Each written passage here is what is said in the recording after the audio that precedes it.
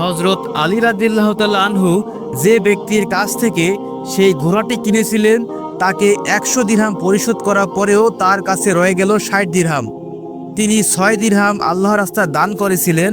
আল্লাহ পাক রব্বুল আলামিন তার বিনিময়ে তাকে 10 গুণ বৃদ্ধি করে 60 দিরহাম ফেরত দিলেন।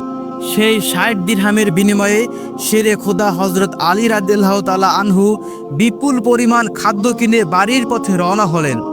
যখন বিপুল পরিমাণে খাদ্য কিনে বাড়িতে ফিরে আসলেন, তখন হযরত ফাতেমা রাদিয়াল্লাহু তাআলা আনহু তাকে জিজ্ঞাসা করলেন, হে আলী, আমি তোমাকে যে কাপড়টি বিক্রি করতে বলেছিলাম সেই কাপড়ের মূল্য দিয়ে তো এত পরিমাণে খাবার কেনা সম্ভব নয়, তাহলে তুমি এত খাবার কেনার অর্থ কোথায় পেলে? তুমি আগে আমাকে এই কথা বলো, তারপর আমার বাড়িতে প্রবেশ করতে পারবে। হযরত আলী রাদিয়াল্লাহু তাআলা আনহু বললেন, ফাতেমা, আগে আমি বাড়িতে প্রবেশ করি, তারপর না হয় আমি তোমাকে প্রকৃত ঘটনাটি খুলে বলবো। কিন্তু হযরত ফাতেমা রাদিয়াল্লাহু তাআলা আনহা তাকে বললেন, আগে আপনি প্রকৃত ঘটনা খুলে বলুন, তারপরেই আপনি বাড়িতে প্রবেশ করতে পারবেন। শেরে খোদা হযরত আলী রাদিয়াল্লাহু তাআলা আনহু বললেন, ফাতেমা, তুমি তো ভালো করেই জানো যে তোমার স্বামী হযরত আলী কোনো দিনই কোনোভাবে অবৈধ অর্থ উপার্জন করতে পারে না।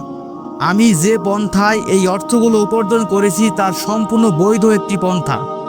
অতএব এই ব্যাপারে তোমার সন্দেহ করার কোনো কারণ নেই।